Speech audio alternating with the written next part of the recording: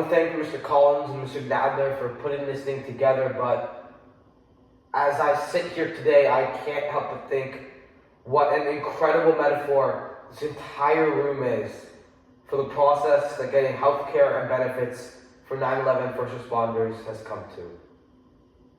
Behind me, a filled room of 9/11 first responders, and in front of me, a nearly empty Congress. Sick and dying, they brought themselves down here today to speak to no one. And you should be ashamed of yourselves for those that aren't here, but you won't be. Because accountability doesn't appear to be something that occurs in this chamber. It's shameful. It's a stain on this institution, and it's embarrassment to this country. On September 11, 2001, America faced one of the most harrowing attacks in its history.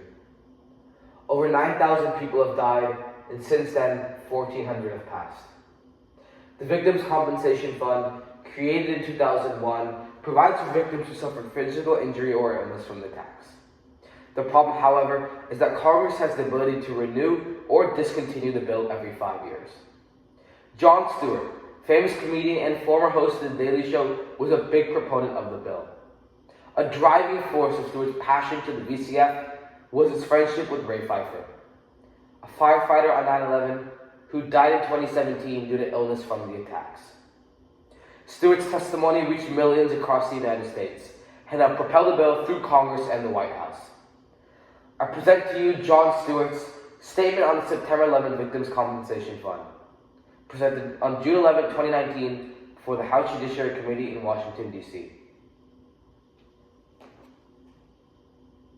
We don't want to be here. Detective Luis Alvarez doesn't want to be here. None of these people want to be here. But they are. And they're not here for themselves. They're here to continue to fight for what's right. The great Ray Pfeiffer would come down here, his body riddled with cancer and pain, where he couldn't walk. And the disrespect shown to him and the other lobbyists on this bill is utterly unacceptable. I would be so angry at the latest injustice that's done to these men and women. Just another business card thrown our way as a way of shooing us away. Like children trick or treating. Rather than the heroes that they are, always will be. Ray would tell me, he would say, "Calm down, Johnny. Calm down. I got all the cards I need." He would tap to his pocket, where he kept the prayer cards of 343 dead firefighters. The official FDNY response time to 9/11 was 5 seconds. 5 seconds! That's how long it took FDNY, NYPD, Port Authority, EMS to respond to an urgent need from the public. 5 seconds. Hundreds died in an instant. Thousands more poured in to continue to fight for their brothers and sisters. The breathing problems started almost immediately, and they were told they weren't sick, they were crazy. And then, as the illnesses became more apparent, okay, you're sick, but it's not from the pile, no. And then, when the science became irrefutable, okay, it's the pile, but this is a New York issue. I don't know if we have the money. And I am sorry if I sound angry and undiplomatic, but I am angry. And you should be too. And they're all angry as well. And they have every justification to be that way.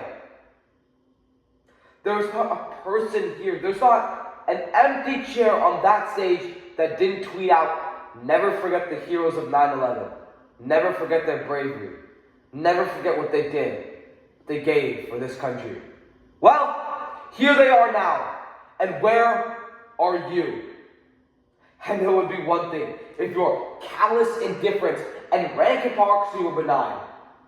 But it's not. Your indifference cost these men and women their most valuable commodity: time.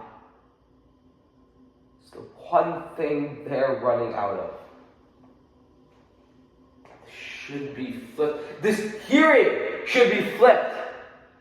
These men and women should be up on that stage, and Congress should be down here answering their questions as to why this is so damn hard, it takes so damn long, and why no matter what they get, something's always pulled back, and they gotta come back.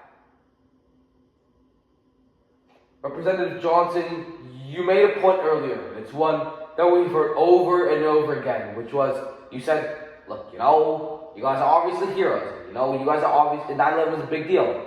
But, we have to make sure there's money for a variety of disasters. Hurricanes and tornadoes.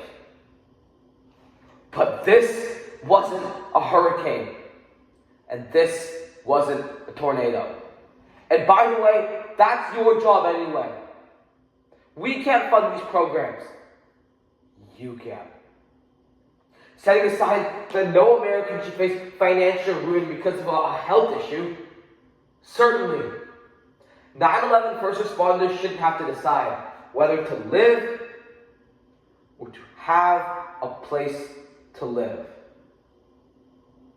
And the idea that you can only give them 5 more years of the VCF because you're not quite sure what's going to happen 5 years from now. Well, I can tell you, I am pretty sure what's going to happen 5 years from now. More of these men and women are going to get sick, and they are going to die.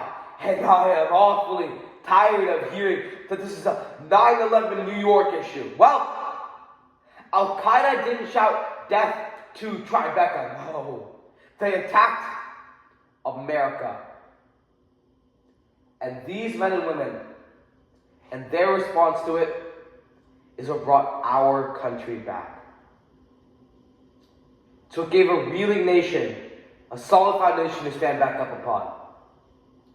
To remind us of why this country is great, and why this country is worth fighting for. You are ignoring them, and you can end it tomorrow. Why this bill isn't unanimous consent and a standalone issue is beyond my comprehension. It'll get stuck in some transportation bill and get sent over to the Senate, where someone from the Senate will use it as a political football to get themselves maybe to import tax on petroleum. Because that's what happened to us back in 2015. And we won't allow it to happen to us again. Thank God for people like Lou Alvarez.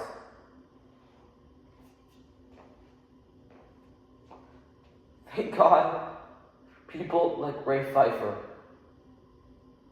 Thank God for all the people who will not let it happen. They responded in 5 seconds. They did their jobs with courage, grace, tenacity, humility. 18 years later, do yours. Thank you.